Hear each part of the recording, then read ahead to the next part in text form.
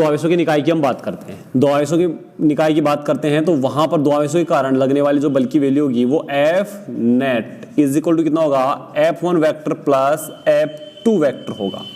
ये हम बात कर रहे हैं दो आवेशों की निकाय के लिए, दो आवेशों के निकाय के लिए इसके कारण लगने वाला बल की यदि हम बात करें तो यहां पर एक आवेश के कारण लगने वाला बल F1 होगा, दूसरे कारण लगने वाला F2 होगा। F नेट की जो वैल्यू होगी, क्योंकि ये बल है, सदिश राशि है, और सदिश राशियां जितनी भी होती हैं उनको हम सदिश संयोजन के नियमों के अकॉर्डिंग ही सॉल्व करते हैं, बीजगणितीय योग के अकॉर्डिंग नहीं करते। तो यहां से क्या हो जाएगा, F net vector is equal to कितना हो जाएगा, F1 vector plus F2 vector. तो यहां से मैं क्या कर दूं, इसका स्क्वायर कर दूं, दोनों साइड में मुझे इसका परिमाण चाहिए तो मैं पहले क्या करूंगा, स्क्वायर, और वापस क्या कर दूंगा, रूट कर दूंगा। क्योंकि आपको इस बात का मालूम है कि जैसे अपने पास में ए वेक्टर है, इसका मैं स्क्वायर करूंगा तो क्या हो जाएगा, ए वेक्टर डॉट ए वेक्टर, और तुम्हारे को मालूम है इसका मैग्नीट्यूड ए, इसका मैग्नीट्यूड ए, और cos थीटा दोनों ए की राशियां हैं तो दोनों के बीच में एंगल 0, cos 0 की वैल्यू 1, तो सीधा ही क्या जाएगा ए स्क्वायर, और वापस में इसका अंडर रूट करूंगा तो क्या जाएगा ए। ये क्या जाएगा, विदाउट डायरेक्शन, मतलब इसको हम बोलते हैं परिमाण। तो पहले क्या किया, इसका स्क्वायर, और फिर क्या कर दिया, रूट, फिर इसका क्या कर देंगे, रूट, तो अपने पास में क्या जाएगा, इसका परिमाण। सेम ऐसा ही हम यहां पर करेंगे, सेम ऐसा ही हम यहां पर करेंगे। तो पहले तो क्या करेंगे हम, इसका स्क्वायर, स्क्वायर दोनों साइडों से करेंगे, एक साइड नहीं कर सकते क्योंकि आप लोग आज कोना। एफ नेट का स्क्वायर बराबर F1 vector plus F2 vector का स्क्वायर। तुम्हारे को मालूम है a प्लस बी का होल स्क्वायर है, होल स्क्वायर है तो है, उसका तुम क्या कर सकते हो और मैं क्या कर सकता हूं, इसका करोगे तो F नेट वेक्टर का square is equal to F1 vector a square plus b square plus 2a vector और b वेक्टर। हो गया ये, अपने को इस बात का मालूम है। यदि मैं यहां से मैं बात करूं कि a वेक्टर का स्क्वायर है, जैसा भी कि बताया था, a vector dot a vector, इसको तुम क्या लिखोगे, a, इसका मैग्नीट्यूड, फिर इसका मैग्नीट्यूड, ये क्या है, दो सदिश राशियों का अदिश गुणनफल है, और कोस थीटा, कोस थीटा, थीटा की वैल्यू यहां पर 0, तो यहां क्या जाएगा, ए स्क्वायर आ जाएगा। तो यहां पर तुम इसकी जगह क्या लिख सकते हो, जैसे यहां पर ए वेक्टर था तो यहां ओनली क्या आ जाएगा, ए स्क्वायर, तो यहां पर मैं क्या लिख दूंगा, डायरेक्शन हट जाएगी और स्क्वायर आ जाएगा, तो यहां से एफ नेट का स्क्वायर। यहां पर सेम इसके अकॉर्डिंग F1 का स्क्वायर, सेम इसके अकॉर्डिंग बोलो F2 का स्क्वायर प्लस 2 इसका मैग्नीट्यूड F1, इसको तो हम किसके अकॉर्डिंग, अदिश गुणनफल के अकॉर्डिंग खोल लेंगे, तो F1 का वेक्टर की जगह F1 का मैग्नीट्यूड और F2 का मैग्नीट्यूड, और दोनों के बीच में एंगल जो भी है वो cos थीटा। अब यहां पर अपने को थीटा मालूम नहीं है, थीटा मालूम क्यों नहीं है, क्योंकि जैसे अपने पास में ये हम बात कर रहे हैं कि जैसे यहां पर कोई परीक्षण आवेश है, यहां पर Q1 आवेश है, इसके कारण बल इस साइड में लगेगा, और जबकि अपने पास में जैसे मैं बात करूं किसका, कि ये Q2 है, तो इसके कारण लगने वाले बल ये, तो दोनों के बीच में एंगल ये होगा, कि दोनों के बीच में एंगल ये, थीटा की वैल्यू कितनी भी हो सकती है। तो यहां से थीटा की वैल्यू जो होगी वो यहां पर हम पुट कर देंगे जब क्वेश्चन में देगा। अब मुझे इसका ओनली परिमाण चाहिए, परिमाण चाहिए तो मैं इसका क्या कर दूंगा, दोनों साइडों में वर्गमूल ले लूंगा, तो यहां से क्या जाएगा, एफ नेट, जिसको तुम ऐसे भी रिप्रेजेंट कर सकते हो और डायरेक्ट भी लिख सकते हो, विदाउट मॉल विदाउट डायरेक्शन भी कोई दिक्कत नहीं है, और इस साइड में आ जाएगा। तो यहां से क्या जाएगा, F1 का स्क्वायर प्लस F2 का स्क्वायर प्लस 2F1 F2 और कोस थीटा। काम की बात ये है, ये जो अपने पास में रिजल्ट आया है ये सभी ही पूरी की पूरी जितनी भी सदिश राशियां हैं उन सब के लिए वैलिड है। आगे जैसे क्या आएगा अपने पास में विद्युत क्षेत्र की तीव्रता, तो उसके लिए भी मैं सीधा ये लिखूंगा, बस यहां पर F की जगह क्या रिप्रेजेंट कर देंगे, E, इलेक्ट्रिक फील्ड से। सभी के लिए ये वैलिड है, वहां पर दोबारा ये इतना काम हम नहीं करेंगे, सीधा यही लिखेंगे।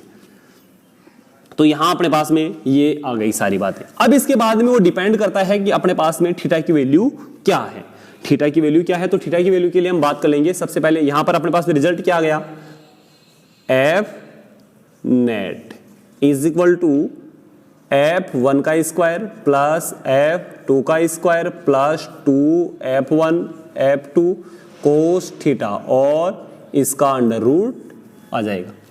यहां से मैं यदि मैं बात करूं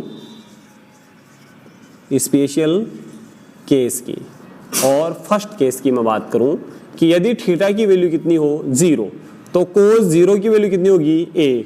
तो यहां से अपने पास में एफ नेट बराबर कितना हो जाएगा, अंडर रूट f1 का स्क्वायर प्लस f2 का स्क्वायर प्लस 2f1 f2 और कोस 0 की वैल्यू तुम्हारे को मालूम है कितनी होती है, 1 होती है। तो यहां से f नेट बराबर कितना हो जाएगा, बोलो, अंडर रूट f1 का स्क्वायर प्लस f2 का स्क्वायर प्लस 2f1 f2 और cos 0 की वैल्यू 1। ये क्या हो गया, a square plus b square plus 2ab, a plus b का होल स्क्वायर हो गया। तो यहां से क्या हो जाएगा, f नेट बराबर under root f1 plus f2 का होल स्क्वायर, स्क्वायर से रूट कैंसिल। तो यहां से f नेट बराबर कितना हो गया, f1 प्लस f2 हो जाएगा। ये आ गया अपने पास में। यदि दोनों आवेश सेम हो तो उनके द्वारा जो बल लग रहा है उनका परिमाण सेम होगा। मतलब मैं सीधा ये लिख देता हूं मैं तो कि दोनों जो बलों का परिमाण सेम हो, यदि F1 बराबर F2 बराबर F हो, तो यहां पर भी F और यहां पर भी F, और F और F 2F। तो यहां से कितना हो जाएगा, F नेट बराबर बोलो 2F, ये आ जाएगा। इसके बाद में यदि मैं बात करूं किसकी, केस सेकंड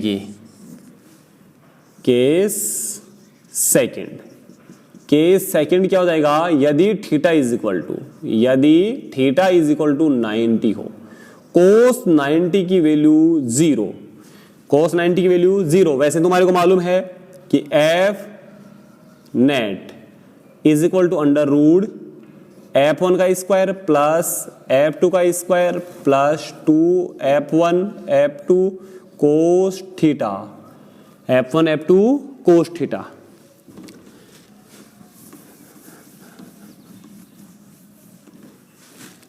तो यहां से क्या हो जाएगा, थीटा की वैल्यू तुम्हारे को मालूम हो गया, यहां क्या करोगे 0, तो ये कंप्लीट जीरो। तो यहां से क्या आ गया, f net is equal to under root f1 का स्क्वायर प्लस f2 का स्क्वायर, क्या हो जाएगा अपने पास में, f1 का स्क्वायर प्लस f2 का स्क्वायर हो जाएगा। इसके बाद में यदि यहां से तुम डालो इसमें कि यदि f1 बराबर f2 बराबर कितना हो, f हो, f1 बराबर f2 बराबर कितना हो, f हो, तो यहां से अपने पास में क्या हो जाएगा, इसकी जगह भी f और इसकी जगह भी f। तो यहां से एफ नेट बराबर under root F square plus F square, एक एफ स्क्वायर 2f स्क्वायर। तो यहां से एफ नेट बराबर under root 2f square, F के तो स्क्वायर से रूट कैंसिल, तो एफ तो बाहर और 2 के स्क्वायर नहीं है तो रूट कैंसिल नहीं होगा इसका। तो यहां से क्या हो जाएगा, एफ नेट बराबर अंडर रूट 2 और एफ अपनी जगह पे। तो ये क्या आ जाएगा अपने पास में, एफ नेट की वैल्यू हो जाएगी। थर्ड केस की यदि मैं बात करूं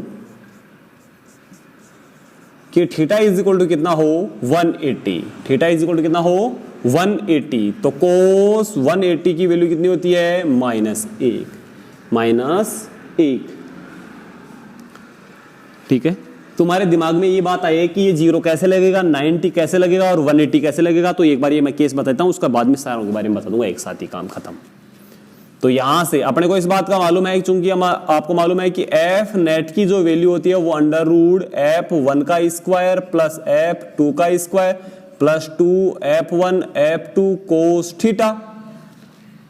थीटा की वैल्यू तुम्हारे को मालूम है 180 है, तो F net is equal to under root f1 का स्क्वायर प्लस f2 का स्क्वायर प्लस 2f1 f2 कोस 180, और कोस 180 की वैल्यू -1। तो यहां से एफ नेट बराबर अंडर रूट f1 का स्क्वायर प्लस f2 का स्क्वायर प्लस 2f1 f2 और माइनस का 1, माइनस को यहां लाओगे तो ये किस में आ जाएगा, गुणा में, और पहले आ जाएगा। और यहां से F net is equal to under root f1 का स्क्वायर प्लस f2 का square minus 2f1 f2, a square plus b square minus 2ab, a minus b का होल स्क्वायर होता है। तो यहां से क्या हो जाएगा, एफ नेट बराबर under root f1 minus f2 का होल स्क्वायर, स्क्वायर से रूट कैंसिल। तो यहां से एफ नेट बराबर f1 माइनस F2। वही बात यदि F1 बराबर F2 बराबर कितना हो F, तो F माइनस F 0, तो F net is equal to F minus F बराबर 0। F नेट की वैल्यू कितनी आ गई रहे 0। फिर इसके बाद में हम बात करें लास्ट केस और सबसे शानदार केस और सबसे अच्छा केस है, और वो है fourth, theta is equal to 120। Theta is equal to 120 और कॉस 120 की वैल्यू कितनी होती है, cos 120 is equal to minus का 1/2। कॉस 120 की वैल्यू माइनस का 1/2। तो यहां से क्या हो जाएगा, बोलो। वैसे तो तुम्हारे को मालूम है कि F net is equal to under root F1 का स्क्वायर प्लस F2 का square plus 2F1 F2 cos theta. Theta की value 120। F net is equal to under root F1 का स्क्वायर प्लस F2 का स्क्वायर प्लस 2F1 F2 कोस 120। तो यहां से क्या हो जाएगा, F नेट बराबर अंडर रूट F1 का स्क्वायर प्लस F2 का square plus 2F1 F2 minus का 1/2 माइनस का आधा। ठीक, चले आगे। माइनस को अंदर है ये, इसको कोष्टक को यहां गुणा कर दो इसको, तो F net is equal to under root F1 का स्क्वायर प्लस F2 का square minus 2 into 1/2 F1 F2 2 से 2 कैंसिल। तो यहां से क्या आ जाएगा, F नेट बराबर अंडर रूट F1 का स्क्वायर प्लस F2 का स्क्वायर माइनस F1 F2। ये आ जाएगा किसके लिए, 120 के लिए। यदि यहां से मैं केस लगाऊं इसमें, यदि क्या हो F1 बराबर F2 बराबर F, तो ये इसकी जगह भी F रखोगे तो F स्क्वायर, इसकी जगह भी F रखोगे तो F स्क्वायर, और यहां पर F इंटू F तो वो भी F का स्क्वायर। तो यहां से क्या हो जाएगा आपके पास में, F नेट बराबर under root F square plus F square minus F square. तो एक F स्क्वायर से एक F स्क्वायर तो कैंसिल, क्या बचा, एक F स्क्वायर, और स्क्वायर से रूट कैंसिल। तो लिख ही देता हूं एक बार, अंडर रूट F स्क्वायर बचा, स्क्वायर से रूट कैंसिल, तो यहां क्या बचा F। तो F नेट बराबर F। ये कैसे लगेगा, सभी के लिए मैं बात कर देता हूं। यदि थीटा वाले में यदि बात की सबसे पहले 0 की, कि जैसे यहां पर तुम्हारे पास में परीक्षण आवेश है Q0, तो इसके ऊपर जैसे ये Q1 आवेश के कारण बल लग रहा है, इसके ऊपर इस साइड में, यहां पर ही मैंने क्या ले लिया, या यहीं पर मैंने क्या ले लिया, कोई Q2 आवेश, तो ये भी इसको रिपेल इसी साइड में करेगा। दोनों एक ही साइड में करें तो थीटा की वैल्यू कितनी हो जाएगी यहाँ पर 0। दूसरे के लिए यदि मैं बात करूं, थीटा इज इक्वल टू हमने कितना लिया था 90। जैसे अपने पास में ये हो गया तुम्हारे पास में Q0 परीक्षण आवेश, यहां पर है Q1, ये इसके ऊपर फोर्स लगाएगा इस साइड में, और यहां पर आपके पास में Q2, ये इसके ऊपर फोर्स लगाएगा इस साइड में। ठीक है, तो ये दोनों बल भी, दोनों बलों के बीच में एंगल कितना हो गया 90। तो ये सेकंड वाला केस हो जाएगा, ऐसे लगे तो। थर्ड की यदि जैसे मैं बात करूं, थीटा इज इक्वल टू 180, कि जैसे यहां पर कोई परीक्षण आवेश है Q0, तो यहां पर जो Q1 है वो इसके ऊपर बल लगाएगा इस साइड में, और यहां पर कोई Q2 है वो इसके ऊपर बल लगाएगा इस साइड में। दोनों बल एक दूसरे के अपोजिट डायरेक्शन में, थीटा की वैल्यू 180, थीटा की वैल्यू 180। ऐसे ही यदि हम बात करें लास्ट केस की, जैसे यहां पर है Q1 आवेश और यहां पर है Q0 और यहां पर है Q2, Q1 के कारण डायरेक्शन ये, Q2 के कारण डायरेक्शन ये, तो इन दोनों के बीच में एंगल 120, इन दोनों के बीच में एंगल 120। तो यहां पर इन दोनों के कारण जो परिणामी बल लगेगा F नेट, वो इन दोनों के कहीं बीच में लगेगा और उसकी डायरेक्शन ये होगी, और वो दोनों किसी भी एक, इस साइड में लगने वाले बल की वैल्यू F और इस साइड में लगने वाले बल की वैल्यू F, तो इन दोनों के कारण परिणामी इन दोनों के बीच में लगेगा और उसकी वैल्यू भी कितनी आ जाएगी F। ये हमने बता दी। ये अपना क्या हो जाएगा, सुपरपोजिशन हो जाएगा। इसके लिए तुम एक एग्जाम्पल लेना चाहो तो एग्जाम्पल ले सकते हो, और वो एग्जाम्पल देख लेते हैं एक बार, कहां से ले, यहीं ले लेते हैं, फिर यहीं ले लेते हैं थीटा वैल्यू। ये तुम दोनों याद रख लेना एक बार, जैसे मैं बात करूं कि जैसे अपने पास में क्या है, एक वर्ग है जिसकी प्रत्येक भुजा की वैल्यू कितनी है, स्मॉल a है, जिसकी प्रत्येक भुजा की वैल्यू कितनी है, स्मॉल a, और यहां पर है q आवेश, यहां पर 2q आवेश, या यहां पर भी q ले लेना, और यहां पर है 2q आवेश, यहां पर है q आवेश। तो यहां पर मैं बात करूं ये a पॉइंट पर, ये b पॉइंट पर, ये c पॉइंट पर और d पॉइंट पर, मैं बोलूं कि b पॉइंट पर जो आवेश है उसके ऊपर लगने वाले परिणामी बल की वैल्यू कितनी होगी। तो सबसे पहले इस बल के कारण इस साइड में और इसके कारण इस साइड में, दोनों के कारण परिणामी निकाल लेना। इन दोनों का काम खत्म, बचा कौन सा, ये वाला। तो एक तो इनके कारण परिणामी आ जाएगा इन दोनों के बीच में कहीं पे, और इसके कारण परिणामी इस साइड में आ जाएगा। फिर इन दोनों के बीच में एंगल कितना हो जाएगा, 0, दोनों के बीच में 0 एंगल आ जाएगा। तो यहां से क्या हो जाएगा तुम्हारे पास में, फिर इन दोनों के कारण कैलकुलेट कर लोगे, ठीक है। इसके बाद में यदि मैं बात करूं, जैसे एक ले लो, जैसे तुम ट्राइंगल, एक त्रिभुज है, प्रत्येक भुजा की वैल्यू a, तो प्रत्येक कोण का मालूम तुम्हारे को होगा, ठीक है। और मैं ऐसे बोल दूं कि यहां पर इसके बीच में है, यहां पर कोई Q0 परीक्षण आवेश है, यहां पर भी Q, यहां पर भी Q और यहां पर भी Q। तो इसके ऊपर सेंटर के ऊपर रखे Q0 परीक्षण आवेश पर लगने वाले बल की वैल्यू कितनी होगी। इसके लिए यदि तुम्हारे को बताना चाहूं तो मैं बता सकता हूं कि यहाँ इसके कारण बल इस साइड में, इसके कारण बल इस साइड में, इन दोनों के कारण परिणामी बल इस साइड में लगेगा, जबकि इसके कारण बल इस साइड में लगेगा। दोनों के बीच में एंगल कितना हो गया, 180, दोनों के बीच में एंगल कितना हो जाएगा, 180 हो जाएगा।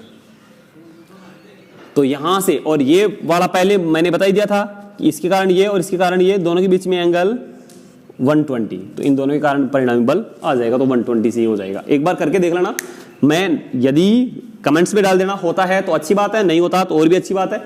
कमेंट्स में डाल देना, मैं इसका अगले वीडियो के अंदर इन दोनों का सॉल्यूशन डाल दूंगा। यदि होता है तो क्या जरूरत है, नहीं होता है तो बोल देना, इन दोनों का मैं अगले वीडियो में क्या डाल दूंगा, सॉल्यूशन डाल दूंगा। यदि नहीं होता है तो कमेंट्स में लिख दे। क्षेत्र की इलेक्ट्रिक फील्ड, तो अपने को इस बात का मालूम था, ये बात हमने पहले देख ली थी आवेशों के गुणधर्म में, कि स्थिर आवेश होता है वो किसको उत्पन्न करता है, विद्युत क्षेत्र को उत्पन्न करता है।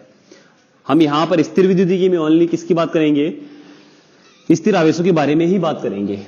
तो विद्युत क्षेत्र की यदि हम डेफिनेशन की बात करें तो मतलब किसी भी स्थिर आवेश के चारों ओर का वह क्षेत्र जिसमें कोई दूसरा आवेश लाने पर आकर्षण या प्रतिकर्षण बल का अनुभव करता है, तो उसे क्या कहते हैं, जो उसका आसपास का जो क्षेत्र है उसको बोलते हैं विद्युत क्षेत्र। जैसे आपने देखा होगा कि कोई चुंबक होती है, उसके पास में कोई दूसरी चुंबक को लेके आते हैं, लाने के ऊपर या तो क्या करती है, रिपेल करती है, और या फिर भग के उसके चिपक जाती है। तो जिस एरिया में लाने के बाद के अंदर वो थोड़ा सा अपने को हाथों को फील होता है, तो जो उसके चारों ओर का वो एक एरिया होता है फिक्स, उस एरिया को चुंबक के लिए तो जो एरिया होगा उसको चुंबकीय क्षेत्र। लेकिन ऐसा ही सेम किसके लिए होता है, आवेशों के लिए। तो आवेशों के लिए जो आसपास का जो एरिया होगा उसमें पास लाने पर या तो वो क्या करेंगे, रिपेल करेंगे, प्रतिकर्षित करेंगे, या फिर उसको क्या करेंगे, आकर्षित। तो आसपास का वो जो क्षेत्र बना हुआ है उस क्षेत्र को हम क्या बोलते हैं, विद्युत क्षेत्र। इसके बाद में हम बात करेंगे विद्युत क्षेत्र की तीव्रता। किसकी बात करेंगे, विद्युत क्षेत्र की तीव्रता।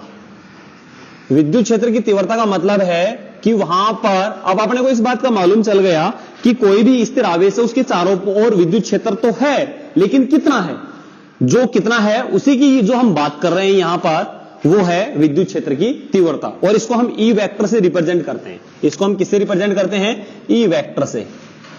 ये क्या ऐसी राशि है, सदिश राशि है। ये कैसी राशि है, सदिश राशि है। तो अब अपने को यहां पर हम मैग्नीट्यूड निकालेंगे कि यहां पर जो विद्युत क्षेत्र की तीव्रता है वो कितनी है, या जो विद्युत क्षेत्र उसका परिमाण कितना है।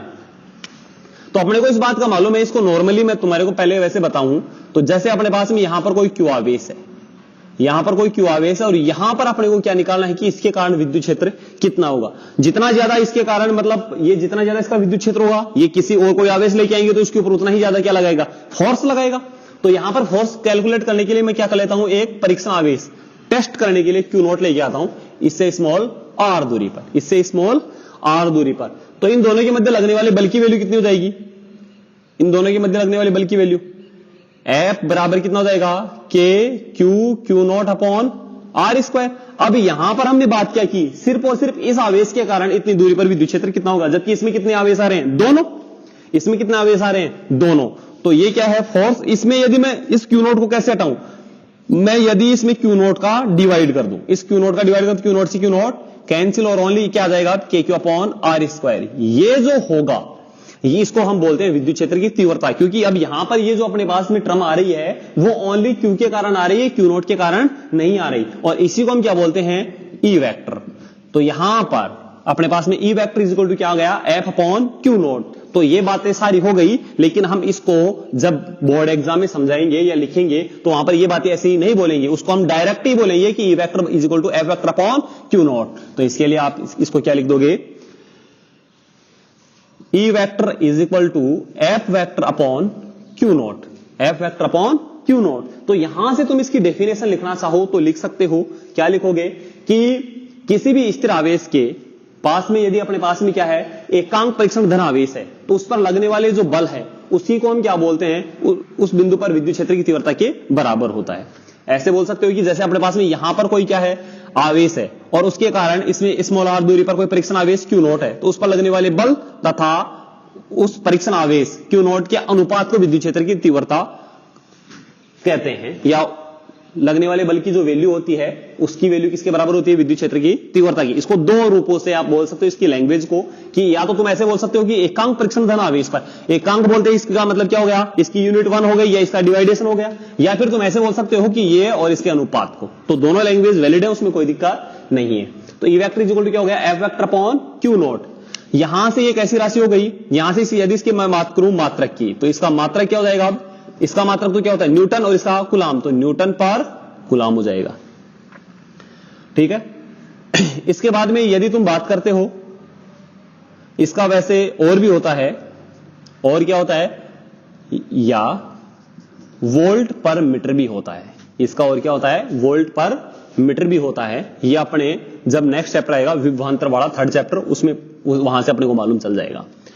फिर इसके बाद में यदि मैं बात करूं इसकी विमा की, किसकी बात करूं, इसकी विमा की। मैंने पहले ही बोला था कि किसी भी अपने पास में भौतिक राशि हो इसके बारे में 3 बातें करेंगे, कि सदिश है, अदिश है, मात्रक और विमा की बात करेंगे। तो पहले मैं मात्रक की बात कर लिया, न्यूटन पर कुलाम या वोल्ट पर मीटर। विमा की आपको मालूम है, न्यूटन की तो क्या होती है, m1 L1 T-2, और कुलाम की A1 T1, ऊपर जाएगा तो पावर माइनस में, तो क्या हो जाएगी m1 L1 T-2 A-1 और T-1। आधार समान है तो खाते हैं, दोनों की जुड़ जाएंगी, तो क्या हो जाएगी m1 L1 T-3 A-1। ये क्या हो जाएगी, इसकी विमा हो जाएगी, ये इसकी क्या हो जाएगी, विमा। इसके बाद में यदि मैं बात करूं कैसी राशि है, तो ये सदिश राशि है। कैसी राशि है, सदिश राशि है, और इसकी डायरेक्शन बल के अकॉर्डिंग ही होती है, ठीक है। तो ये कैसी राशि हो गई, अपने पास में सदिश राशि हो गई, ठीक है, सदिश राशि हो जाएगी यहां से। इसके बाद में यदि हम बात करें, ये इसके बारे में विद्युत क्षेत्र की तीव्रता की डायरेक्शन के बारे में यहां से मालूम चल जाएगा, या फिर अपने पास में अभी आएंगी इलेक्ट्रिक फील्ड लाइंस, विद्युत क्षेत्र रेखाएं, तो वहां से उसकी जो डायरेक्शन होती है वही विद्युत क्षेत्र की तीव्रता की डायरेक्शन होती है, उसके बारे में भी हम वहां से बता देंगे इसको।